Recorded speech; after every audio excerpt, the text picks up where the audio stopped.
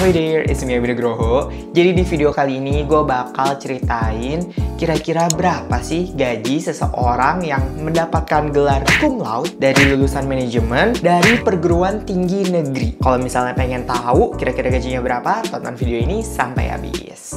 Oke, pertama-tama disclaimer dulu karena video ini kayaknya bakal narsistik banget karena emang subjek di video ini adalah gue.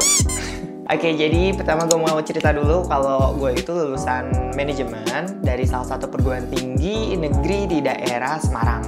Tepatnya di daerah Tembalang. Masih pada tahu ya kira-kira apa. Jadi selama kuliah gue juga bukan cuma kuliah pulang, tapi gue cukup aktif berorganisasi dan organisasi yang gue tekuni itu di bidang pasar modal. Oke, terus kita masuk di step yang kedua, step dimana gue mulai mencari-cari pekerjaan. FYI, gue itu pas lagi kuliah dulu gue nggak pernah sama sekali magang atau internship di perusahaan-perusahaan gitu, sama sekali nggak pernah. Jadi kalau liburan kuliah gue bener-bener liburan aja di rumah, main sana sini. Mulailah gue interview di mana-mana, mulai dari multinational company, terus di FMCG dan segala macamnya. Proses rekrutmen itu bagi gue cukup menguras tenaga ya, cukup drain karena ya gue harus menjual diri gue, bukan menjual literally menjual ya, kayak I have to showing off my ability, kayak gue tuh bisa apa sih, bisa berkontribusi apa sih untuk perusahaan. Terus long story short, gue diterima lah di salah satu pekerjaan di bidang yang jujur sangat gue suka. Nah terus setelah dapat pekerjaan, gue itu udah mulai kayak first day probation. Jadi probation itu kayak masa kontrak dulu, dites dulu ya kira-kira kita match nggak sih sama pekerjaan kita, sama culture perusahaan dan segala macamnya. Kalau misalnya kita lulus probation, kita baru diangkat jadi karyawan tetap. Dan sekarang posisi gue udah menjadi karyawan tetap, tapi gue udah mengajukan pengunduran diri. Oke, jadi kita masuk langsung ke yang paling ditunggu, yaitu berapa sih gaji yang gue terima. Jadi gaji pertama gue untuk lulusan manajemen dari perguruan tinggi negeri dan juga mendapatkan gelar cum laude adalah yes, bener, jawabannya UMR. UMR Jakarta tuh kalau nggak salah kurang dari 5 juta ya, dan ya itu gaji yang gue terima gitu.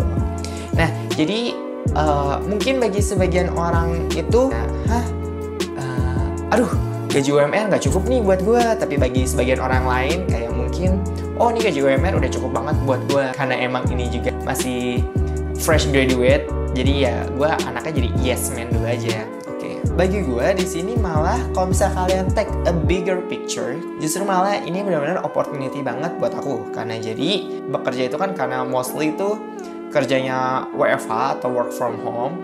Jadi aku tuh kayak ngasah entrepreneurship skill aku gitu. Jadi aku tetap sambil dagang karena emang sebelumnya aku emang udah dagang.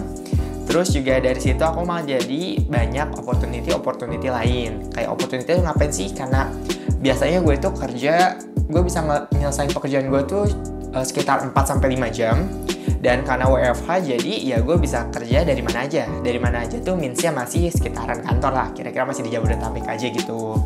Nah justru malah dari situ gue malah jadi ada opportunity lain. Kayak oh gue jadi bisa ngambil sertifikasi, gue jadi bisa ikut les-les yang lain. Jadi gue selama bekerja itu gue juga ikut waktu itu les Mandarin. Dan ternyata gue selama bekerja itu emang jujur bagi gue gaji segitu itu tergolong cukup. Situ gue mencari opportunity lain dan gue melakukan freelance. Dan freelance yang gue lakukan itu waktu itu gue menjadi asisten pengajar di salah satu platform pendidikan.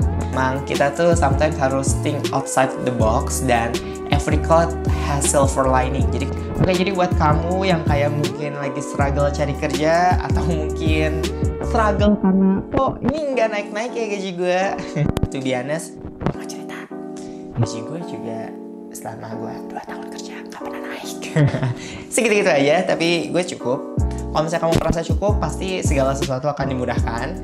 Karena emang universe bakal ngebantu lo. Selalu syukuri aja apa yang ada dan jangan lupa untuk selalu belajar lebih. Jadi kayak kalau misalnya kita belajar terus-menerus, itu bisa naikin skill lo naik, otomatis itu juga bisa mempengaruhi ke income lo juga. And that's it for today. See you in my next video.